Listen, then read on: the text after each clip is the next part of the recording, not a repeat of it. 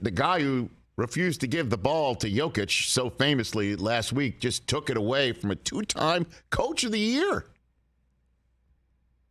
And he's a new owner, and he didn't hire this guy, and he saw another 25-point blowout closeout at home. Last year, I don't know, was he a Suns fan, or he was just a fan of swooping in and kicking Robert Sarver's carcass out of the NBA? I don't know. I haven't met him. I haven't spoken to him. I don't know. Is he a diehard Suns fan who's up there in the state of Michigan?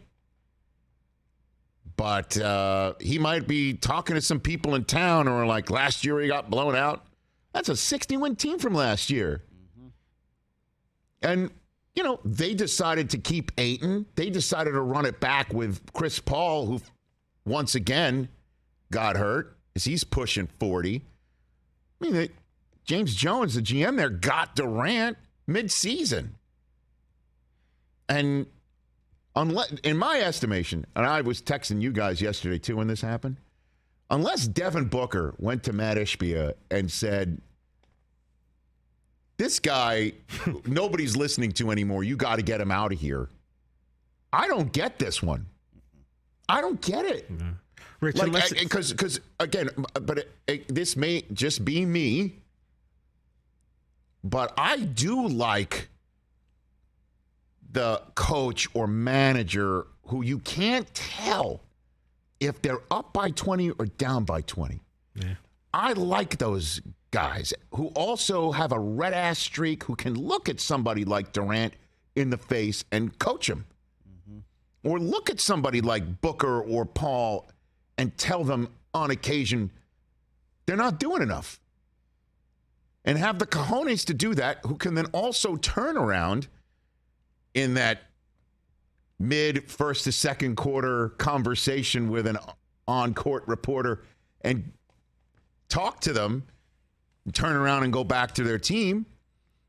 You know, a face-forward guy who is completely normal, calm, intelligent, and then turn around and be that way with the team, face forward, face in. That's what this guy, Monty Williams, looks like to me.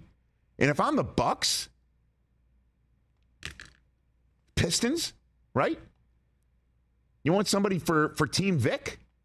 If you get him shortly? I don't know. Who else? Anybody else who wants a coach right now? I'd be all over him. The Raptors need a coach. You think it's just Ishbia? It's just one of that case of these weren't my guys. I think that's the only thing it can be. I'm talking about people I've never met. Okay. Mm-hmm. And well, I mean, that's what you do for a living. And I know I do that for a living, so I like saying that because, you know, I'm just sitting on a couch or sitting in a chair in front of a microphone, what have you. So I appreciate you saying that. I don't know why I feel the need to place that as a caveat.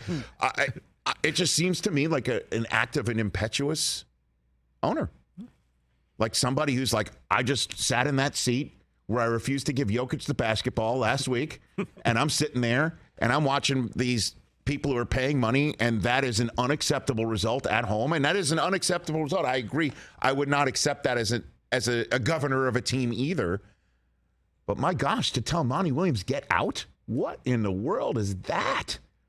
And that adds to the trigger fingers itchy or hot seat temperatures around the NBA right now.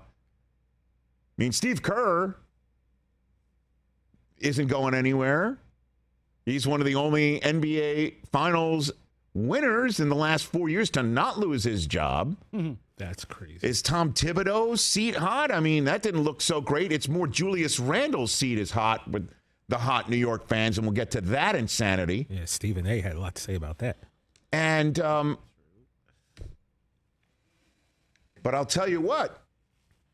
You know, Spoelstra might coach rings around Missoula in the next couple of weeks. Kind of expect and that. His seat might be hot, too, when it's all said and done.